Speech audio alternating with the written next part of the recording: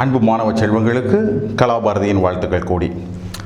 இப்போ ஒரு fantastic problem என்ன செய்ய போகிறோம், we are going to solve. அந்த ப்ராப்ளத்தில் என்ன பண்ண போகிறோம் கேட்டிங்கன்னா, ஒரு மாஸ், வால்யூம், எனர்ஜி இதற்கு இடையில் இருக்கக்கூடிய தொடர்புகளை நம்ம என்ன செய்ய போகிறோம், படிக்க போகிறோம். தென் ஒரு சம் அண்டர்ஸ்டாண்டிங், ஒரு மெக்கானிக்கல் பவர் எலக்ட்ரிக்கல் பவராக மாறும் பொழுது எப்படி இருக்கோ அதை நம்ம எப்படி புரிஞ்சுக்கணும், இதே நம்ம என்ன செய்ய போகிறோம், we are going to see. So ப்ராப்ளத்தை கவனமாக என்ன செய்யணும், we should read. கவனமாக ப்ராப்ளத்தை வாசிச்சிட்டோனாவே ப்ராப்ளம் சால்வ் ஆயிடுச்சுன்னு அர்த்தம். Okay, now the blades of a windmill, பிளேட்னா விண்மில்லுடைய ரெக்கை. விண்டு மில் தெரியும் இல்லையா, தட் இஸ் காற்றுலேருந்து மின்சாரம் எடுக்கக்கூடிய மில்லுக்கு பேர் விண்மில். அதனுடைய பிளேட்ஸ் ஸ்வீப் அவுட், ஸ்வீப் பண்ணுறதுனா இது பேர் வெட்டுறது, this is called a sweeping, கூட்டுறது, வெட்டுறது. Sweep out a circle of area A. அப்படி அது ஸ்வீப் பண்ணுது இல்லையா, அந்த மாதிரி சுற்றிக்கிட்டே இருக்குது. அதை சுற்றும் போது கிரியேட் பண்ணுற area A. If the wind flows at a velocity V, அப்படி சுற்றிக்கிட்டு இருக்கும்போது விண்டு போகுது, அதனுடைய velocity V. Okay, perpendicular to the circle. What is the mass of air passing through it in time?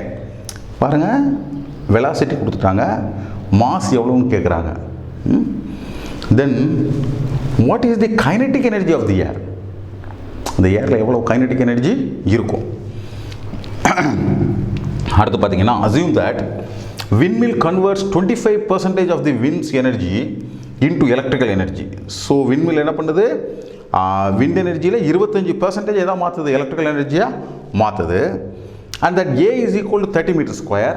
Okay, velocity is equal to 36 kilometre per hour. And the density of the air is 1.2. இதெல்லாம் கொடுத்துட்டாங்க, value பார்த்துக்கோங்க. That is area of cross section 30 metre square, velocity 36 kilometre per hour. இது proper யூனிட்டில் இல்லை, கவனிச்சுக்கோங்க. Density 1.2 kilogram per metre cube, proper யூனிட்டில் இருக்குது.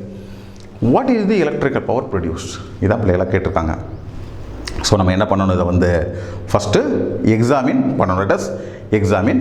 ஒன்றா புரிஞ்சுக்கிறதுக்கு என்ன செய்வோம், நம்ம முயற்சி பண்ணுவோம். பார்த்தீங்கன்னா, ஸோ இது வந்து இந்த விண்மில்லுடைய டவர்னு வச்சுக்கலாம்.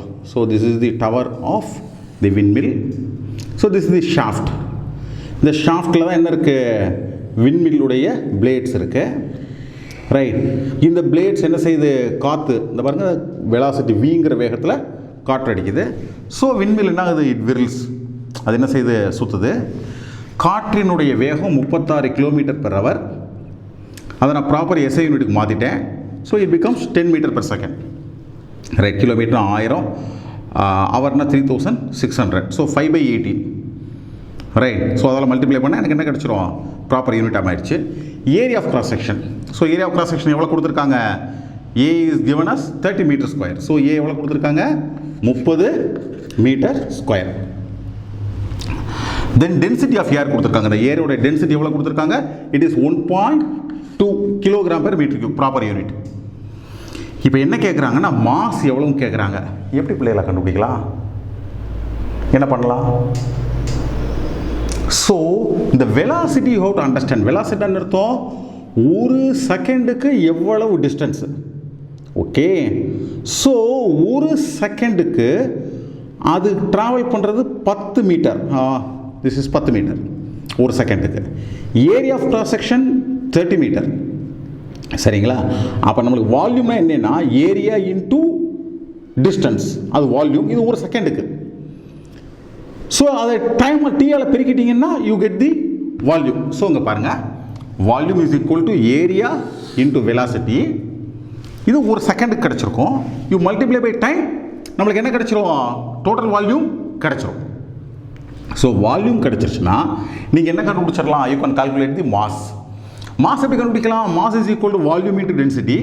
So area A, velocity V, time T, density rho, A into V into T into rho, இதுதான் மாஸ். ஒன்ஸ் மாஸ் கண்டுபிடிச்சாச்சுன்னா செகண்ட் கொஸ்டின் என்ன கேட்டிருக்காங்க, கைனடிக் எனர்ஜி எவ்வளோன்னு கேட்டிருக்காங்க. First mass, second kinetic energy. Kinetic energy கண்டுபிடிப்பீங்க, kinetic energy is equal to ½ mv square. So ½ into M இந்த இருக்குது, A into V into T into rho. Right, v square v square. So v into v square v cube. So half into a into v cube into t into rho. இது kinetic energy. அப்புறம் என்ன கொடுத்துருக்காங்க கேட்டிங்கன்னா, இந்த kinetic எனர்ஜியில் 25% தான் எதாவது மாறுது, converts into electrical energy. So இவ்வளவு எனர்ஜி இருந்தாலும் அதில் 25% தான் எனர்ஜியாக மாறுது. நம்மளுக்கு என்ன கேட்டிருக்காங்க, பவர் கேட்டிருக்காங்க. பவர் கேட்டிருக்காங்க. பவருங்கிறது என்னது, energy by time. Right. So அப்போ நம்ம என்ன பண்ணலாம் கேட்டிங்கன்னா, எனர்ஜி இருக்குது, அதில் 25%. So this is the energy converted into electrical energy. This much of energy, out of this much of energy, this much of energy has been converted into electrical. This energy divided by time is power. So time என்ன ஆயிரும், cancel ஆயிரும். So problem becomes a numerical problem. So numerical problem 0.25 into 1/2 into 30 into 10 to the power of 3 into 1/2. 1/2 is the density. Right, நான் முதல்ல சொன்னேன், is 1 by density. So multiply பண்ணிங்கன்னா you will get 4500 watts, meaning 4.5 kilowatt. இவ்வளோ தான் பிள்ளைங்களா problem. So first பார்க்கும் பொழுது நீங்களே ஃபீல் பண்ணியிருப்பீங்க, அந்த ப்ராப்ளம் எப்படி தெரிஞ்சு, பெரிய ப்ராப்ளமாக தெரிஞ்சது. நிறைய விஷயங்கள் அதில் என்ன செஞ்சுருந்தாங்க, கொடுத்துருந்தாங்க. ஆனால் நீங்கள் அனலைஸ் பண்ணி ஃபிசிக்ஸ்க்கான லாஸை புரிஞ்சு அந்த பேசிஸில் ப்ராப்ளத்தை நீங்கள் பார்த்தீங்கன்னா, அந்த ப்ராப்ளம் ஒன்றுமே இல்லைங்கிறத நீங்கள் என்ன செஞ்சுக்கிடுவீங்க, யூ வில் அண்டர்ஸ்டாண்ட். சரிங்களா பிள்ளைங்களா? ஏதேனும் சந்தேகங்கள் இருந்துச்சுன்னா கமெண்ட் பாக்ஸில் கமெண்ட் பண்ணுங்கள், சேனலுக்கு சப்ஸ்கிரைப் பண்ணுங்கள். நீட் எக்ஸாம் வந்துக்கிட்டு இருக்கு பிள்ளைங்களா. ஸோ எல்லாருக்கும் நம்ம சேனலை பற்றின தகவல் தெரிவிங்க, எல்லோரும் பார்க்கட்டும், எல்லோரும் நல்லா இருக்கட்டும். உங்கள் அனைவருக்கும் கலாபாரதியின் அன்பு வாழ்த்துக்கள்.